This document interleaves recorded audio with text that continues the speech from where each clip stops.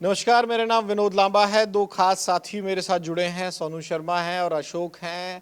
पूरा मुद्दा जो है सिर्फ बताना नहीं है, समझाना भी है, क्योंकि परिसीमन तो बदला जाना है और परिसीमन होना है नए सिरे से हरियाणा का। और उसको लेकर जो चर्चाएं चल रही हैं, अशोक ने पूरी इसकी रिसर्च भी निकाली है और सोनू ने इसका इम्पैक्ट किस तरह से। और ये तो तय है कि जिसकी सरकार है वह जिसकी लाठी उसकी भैंस। बिल्कुल सर, ये जिसकी लाठी उसकी भैंस है। ये हर सरकारों में कई बार होता है और ये बड़ा सियासी तौर पे देखा जाता है। इसको लेकर ये जब भी किया जाता है और इसकी मेन जो खबर है सर, इस खबर की चर्चा कहाँ से शुरू हुई, इसको लेकर बड़ा लोगों में वो होगी भाई ये परिसीमन का जिक्र एकदम आया कहाँ से। तो ये हुआ था सर जब ज्ञानचंद गुप्ता ने नई विधानसभा को लेकर स्पीकर को लेटर लिखा था, तो वहां से ये चर्चाएं शुरू हुई थी भाई हमें नई विधानसभा चाहिए और जो नए सदस्य चुन के आएंगे जब परिसीमन होगा तो उस टाइम ये बड़ी चर्चा। और अब तो ये चर्चा भी चल रही है कि जमीन अलॉट कर दी गई है। हालांकि जो गवर्नर साहब हैं पंजाब उसके यूटी के चंडीगढ़ के, उन्होंने कहा कि नहीं अभी ऐसा नहीं है, उनकी तरफ से मना किया गया। लेकिन ओवरऑल जो पूरी कहानी है ये काफ़ी हद तक है कि रोज़ बयान आ रहे हैं कि भाई नई विधानसभा चाहिए।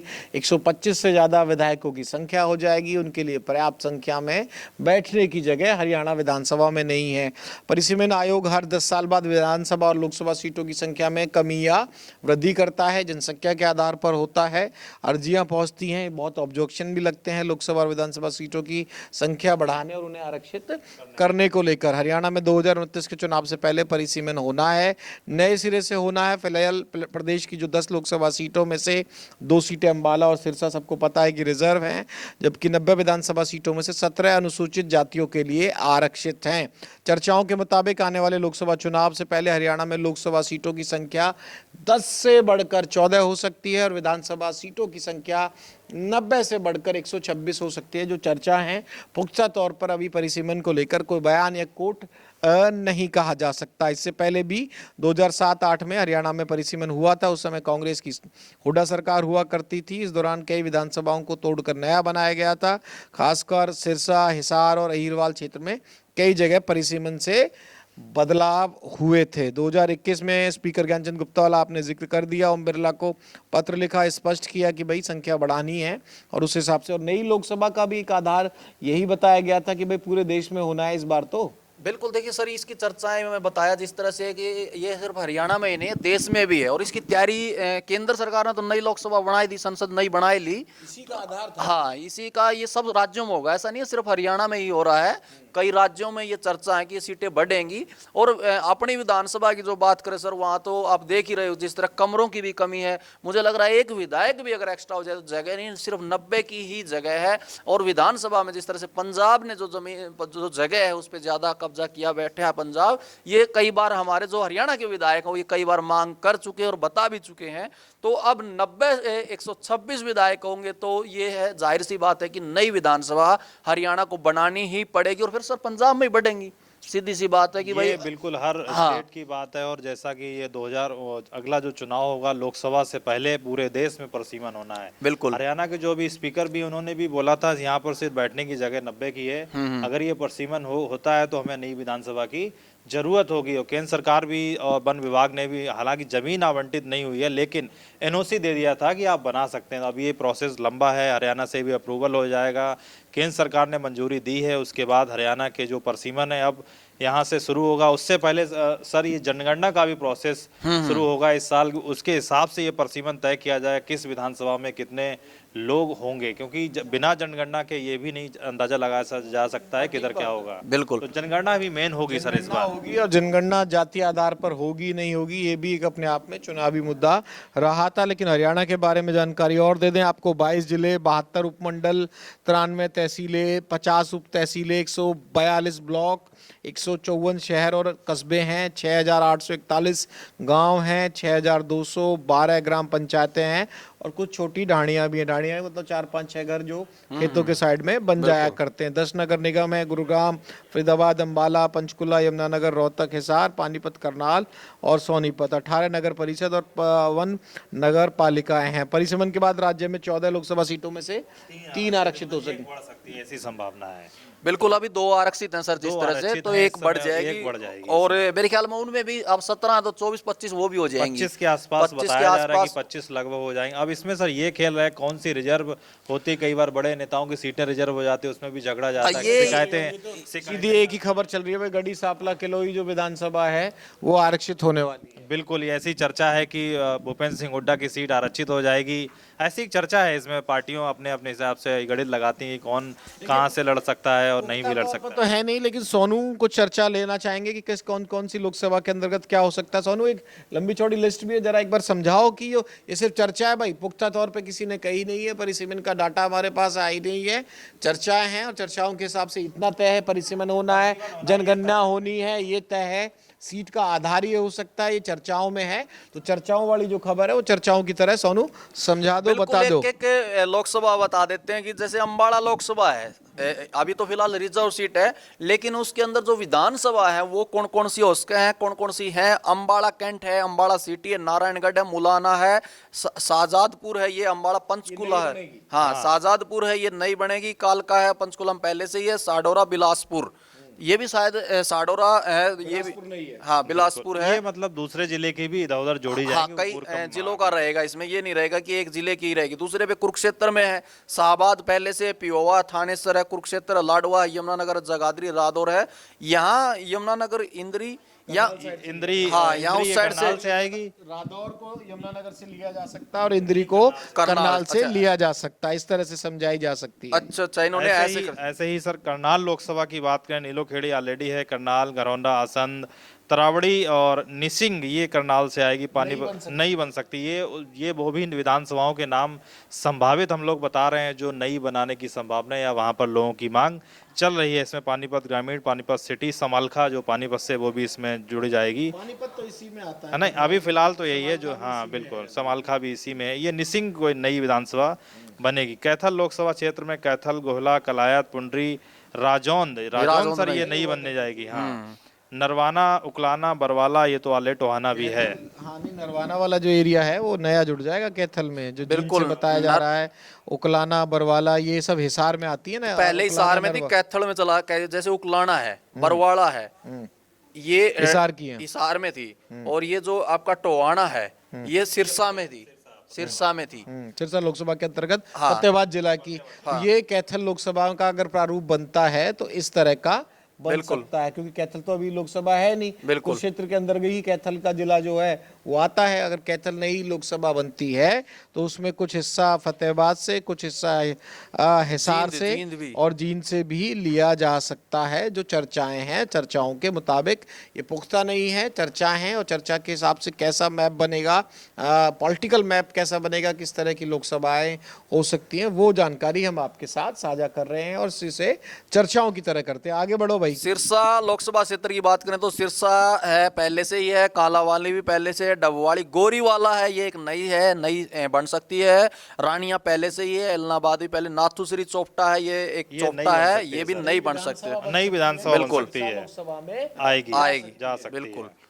फतेहाबाद, इसके बाद हिसार लोकसभा की बात करें, भट्टू मंडी, ये सर लग रहा नई विधानसभा, ये बिल्कुल नई है, और ये नई फतेहाबाद बनेगी। जिले से आएंगी। आदमपुर, अग्रोहा सर, अग्रोहा भी हमें लग रहा नई बनेगी। हिसार ग्रामीण, यहाँ भी देखिए ये दो बनाएंगे, कि हिसार पहले से, कि हिसार ग्रामीण, ग्रामीण मतलब एक ये शहर को भी और ग्रामीण को इसमें अलग मुझे अलग कर लगता देंगे। है कि ये बरवाड़ा का कुछ हल्का एरिया है, ये जोड़ दिया जाएगा इस साइड का, तो हिसार ग्रामीण नई सीट बनेगी, बाड़समंद भी नई सीट बनेगी। इसमें सर ये भी होगा, जब ये बदलेंगे जो नगर पालिकाएं हैं इनमें भी बढ़ोतरी होगी, जो नगर वाले एरिया हैं या ग्रामीण में भी हैं, ये पूरा क्षेत्र ही बदलेगा जाके। तो हिसार में और भी हैं, नलवा, वालसमंद, हांसी, नारनौंद का हिस्सा भी इसमें आएगा। और सबसे बड़ी बात सर, 7वें नंबर की जो बात है, ये जींद लोकसभा क्षेत्र, ये नया ही क्षेत्र बन जाएगा पूरा। ये पूरा नया बनेगा। अभी जींद जिला है वो कोई सोनीपत में है, कुछ हिसार में है, अलग अलग जिलों में था, जींद खुद का कोई लोकसभा क्षेत्र नहीं तो था। दो ऐसी जो है नाम आ रहे हैं, एक कैथल आ गया, एक जींद आ गया। हाँ, ये नए आ जाएंगे, तो जींद में आ जाएगा वो उचाना कला आ जाएगा, जो फिलहाल हिसार में है, और जींद खुद है, जींद है, ये जींद सफीदो सोनीपत में है, और सफीदो ये भी सोनीपत में है।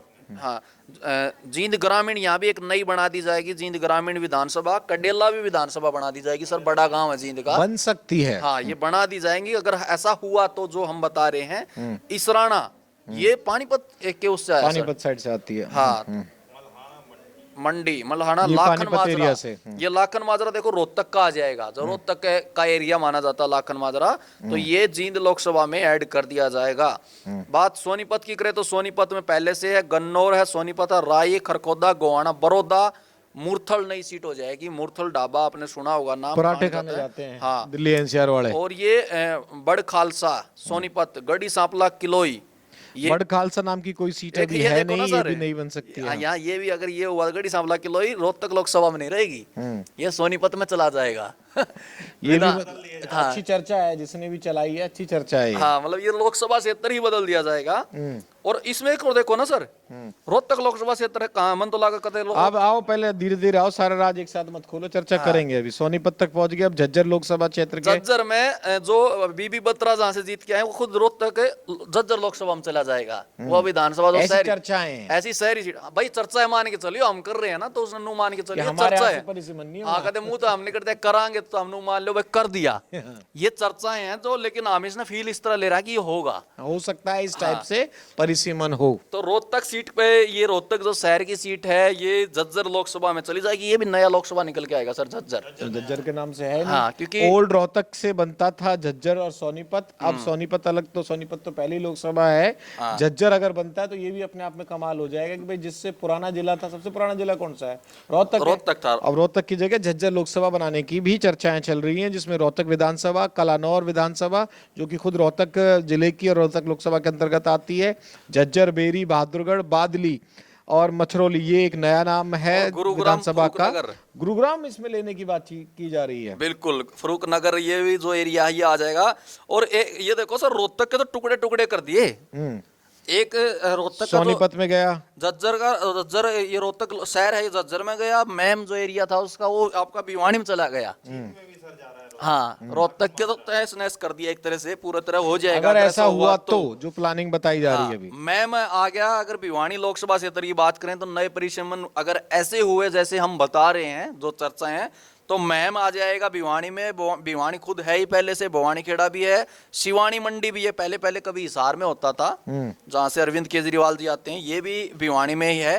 तोसाम भी है, लोहारू भी पहले से ही है, दादरी, बाडड़ा, कनीना, महेंद्रगढ़ से, ये महेंद्रगढ़ से ये हैं ही पहले से। महेंद्रगढ़ में बढ़ जाएगी, कनीना एक जगह है अलग उपमंडल है, वो बढ़ सकती है। कनीना और काफी एक फेमस। आपा जो सुना करते अब जो लोकसभा का नाम था भिवानी महेंद्रगढ़, अब भिवानी अलग हो जाएगा, महेंद्रगढ़ अलग हो जाएगा। ऐसा हो सकता है। हाँ, तो महेंद्रगढ़ में भाई ये महेंद्रगढ़ आ जाएगा, नारनौल, नांगल चौधरी, अटेली, कोसली, रेवाड़ी, बावल, दारुएड़ा और पटौदी, गुरुग्राम। मतलब गुरुग्राम के साथ भी बहुत ज्यादा छेड़खानी हो रही है। गुरुग्राम के भी जो इलाके हैं, अगर ऐसा हुआ तो ये भी कई जगह अभी जो प्रारूप चर्चाओं में आ रहा है, हालांकि किसी पॉलिटिशियन ने, किसी परिसीमन से जुड़े अधिकारी ने इस पर मोहर नहीं लगाई है। चर्चाएं जो हरियाणा में चल रही हैं वो हम आप तक पहुंचाने का काम कर रहे हैं। तो महेंद्रगढ़ लोकसभा तक 11वीं लोकसभा कुछ इस तरह के प्रारूप जो चर्चाओं में चर्चा है हरियाणा में, वो आप तक पहुंचा रहे हैं। मेवात लोकसभा का क्या रहने वाला है, अशोक बताएंगे। मेवात लोकसभा भी हमें लगता है ये नई ही आएगी। मेवात लोकसभा में ताबड़ू, ये भी सर लग रहा है नया विधानसभा क्षेत्र होगा अगर बनेगा। था नुहू, फिरोजपुर, झिरका, पुन्हाना, पलवल, होडल, हतीन, मंदकौड़ा, ये भी नई विधानसभा बन सकती है। हाँ हाँ, पलवल क्षेत्र, सोहना इसी में आते हैं। इसके बाद आते हैं हम अगला फरीदाबाद लोग। हाँ, ये भी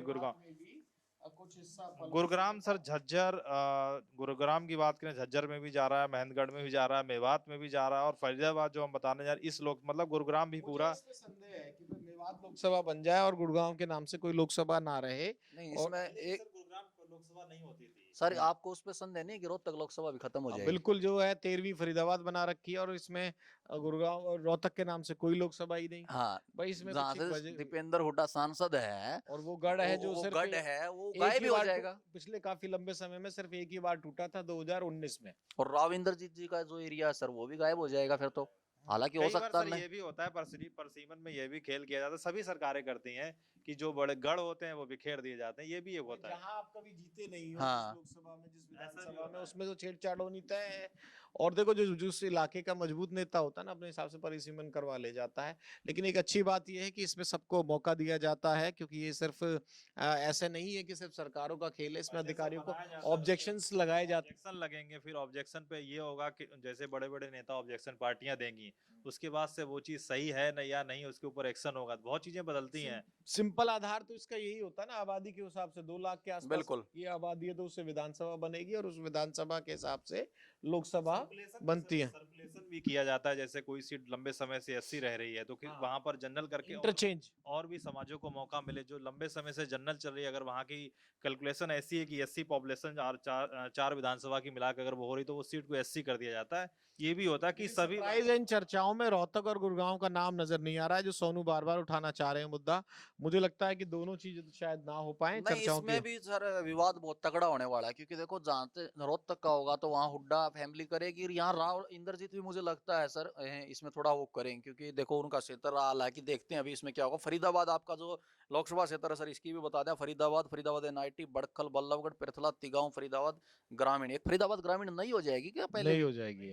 और मोहना, मोहना, मोहना ये क्या कस्बा है क्या सर? नहीं, मोहना एक अच्छी बड़ा गांव है कोई? हाँ, बड़ा गांव है, मोहना गांव का ही नाम है। हम्म मोहना वो खादर वाला इलाका कहा जाता है, जो यमुना से लगता है, हम्म। बल्लभगढ़ से आगे निकलते हैं, और ये फिलहाल पृथला में ये विधानसभा में आता है। और राव नरवीर का जो है वो फिर आपके बादशाहपुर। बादशाहपुर है, वो आपकी फरीदाबाद लोकसभा क्षेत्र में ऐसी आ जाए। चर्चाओं के अंतर्गत है, लेकिन इसमें होगा क्या? कांग्रेस की परेशानी तो बढ़नी तय है इसमें। बिल्कुल, जिस हिसाब से ये अगर ऐसा हुआ तो चर्चाएं होंगी, बिल्कुल परेशानी भी होंगी, क्योंकि गढ़ खत्म किए जाएंगे। गढ़ किस किस का खत्म होगा ये भी हम आपको लेकिन सर बताएंगे। ये भी है, इस बार परसीमन में कई बार क्या होता है, केंद्र में अलग सरकार है, स्टेट में अलग है, तो स्टेट की ज्यादा चलती है क्योंकि काम तो वहीं से होना। लेकिन इस बार हरियाणा के लिए ये खास हो रहा है, केंद्र में भी बीजेपी और राज्य में भी बीजेपी। सीधी सी बात है, कांग्रेस की टेंशन इसलिए भी ज्यादा बढ़ी हुई कि ऑब्जेक्शन कितने मॉडिफाई मिलेगा कि नहीं मिलेगा, ये भी है सर इसमें। नहीं, ये जब आप बता रहे हैं कि 2007 में भी भूपेंद्र सिंह हुड्डा ने किया, तो उस टाइम भी केंद्र में कांग्रेस की सरकार थी, तो इसीलिए वो खुल के हाँ, कर तो पाए जो थे। चाहा वही हुआ, मैं वही कह रहा था।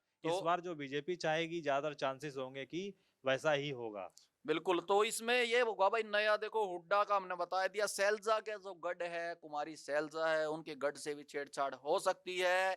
इसके लिए बीजेपी सर्वे का डाटा तैयार कर रही है। पहले एक सर्वे करवाया जा रहा है, फिर डाटा तैयार किया जा रहा है, जिसका अगर ऐसा हुआ तो इसमें दिख रहा है कि वे सीधा सीधा नुकसान है वो कांग्रेस को हो सकता है। रोहतक, हिसार, सिरसा, फतेहाबाद और मेवात के जो एरिया हैं परिसीमन में कर बदलाव किया जा सकता है। यहाँ भाजपा ने विधानसभा में एक भी सीट नहीं सबसे ज्यादा जीती है। सर हर जगह परसीमन किसी भी स्टेट में हो, वहीं पर सबसे ज्यादा इम्पैक्ट दिखाई देता है जहां पर वो पार्टी बहुत लंबे समय से चुनाव ना जीत रही हो। ऐसे ही यूपी में भी देखा था सर, कई सीटें ऐसी थी जो मुस्लिम बाहुल्य थी, फिर वो वहां से बदली गई जिससे अन्य समाजों को प्रतिनिधित्व मिले, लेकिन वहां से प्रभाव भी नहीं पड़ता है, कई बार ऐसा भी हो जाता है। इसमें एक और ये देखा लेकिन सर ये जाए, जाट बाहुल्य एरिया को जो, जैसा कि आप रोहतक तोड़ा जा रहा है, जो वो बेल्ट है पूरी, तो इस हाँ ऐसा चर्चा है कि अगर ये टूट गया तो क्या लगता है सर, हुड्डा फैमिली क्या रिएक्शन होगा इसके बाद? देखो, रिएक्शन किसी के कुछ भी आते रहे, परिसीमन का जो पैमाना होता है उसके हिसाब से परिसीमन होगा, और परिसीमन के हिसाब से। और जाट बहुल वाली बात जो है, निश्चित तौर पर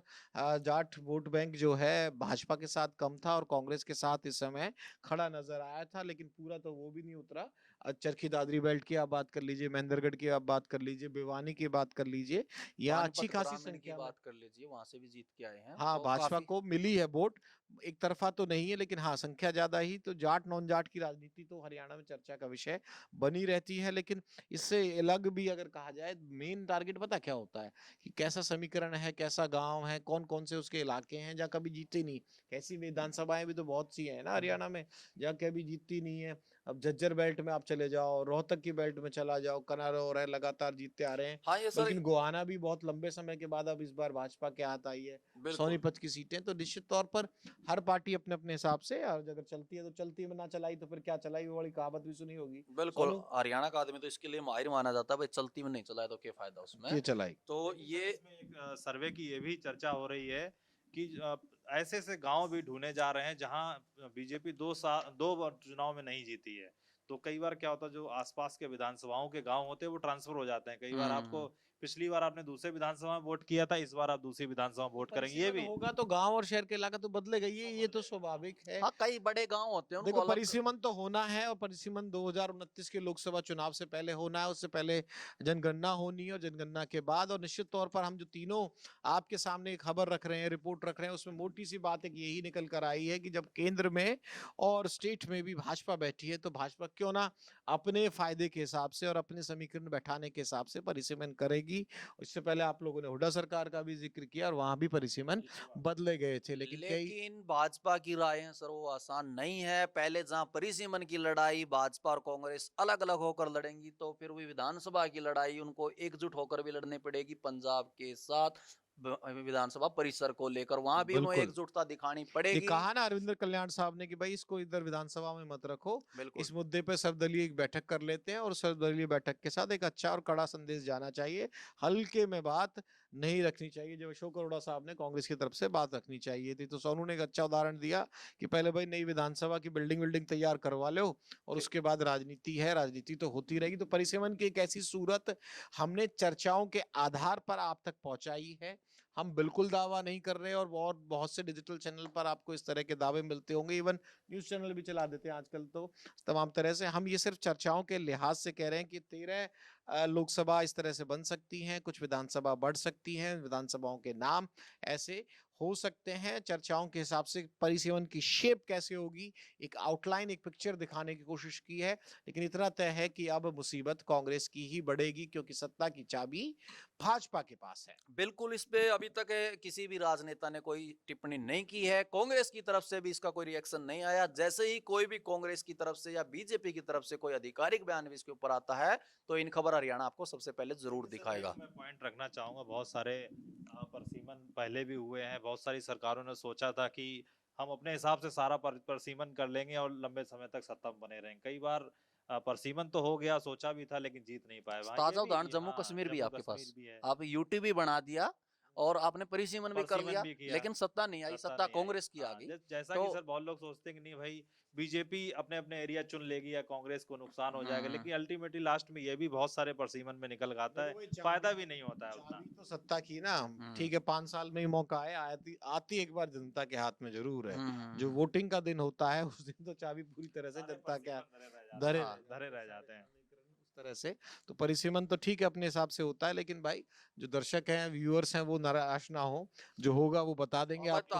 हरियाणा में इस बार विधायकों की संख्या बढ़ेगी, लोकसभा की संख्या बढ़ेगी, वो कितनी होगी वो कंफर्म हो जाएगा। मिनिमम 13 मान के चल, मिनिमम इतना तो होगा, मिनिमम 125 के करीब हम विधायक 120 से 125 से 26 तक हम ले सकते हैं, आराम से जाएगी संख्या, मतलब ये फिलहाल तो कहा जा सकता है। बाकी तो हम कमेंट करके जरूर बताओ भाई, तारीख कौन सी सीट पहले आती थी, हमने जो बताई उस हिसाब से अगर हो गया तो तारीख कौन सा उसमें चली गई, तारीख भी लोकसभा सीट है वो छिन गई या नहीं या बन किस गई। तरह से परिसीमन होना चाहिए, ये भी अगर अपनी आप राय रखना चाहें तो इस बार किसी और विधानसभा में वोट दिए थे, अगली बार हो सकता है किसी और नेता को। एक चीज है इसमें बड़ी टेक्निकल सी, सुनो इसमें एक अच्छा पॉइंट मुझे याद आया। अब कोई विधायक है, चाहे वो बीजेपी का है, कांग्रेस का, उसको पता है कि भाई उसका परिसीमन होना है, और उसका आधा इलाका 30% इलाका या 40% इलाका जो है टूट के दूसरे परिसीमन में आएगा। अब उसकी क्या गारंटी है कि यार फिर उसमें वो इंटरेस्ट लेगा।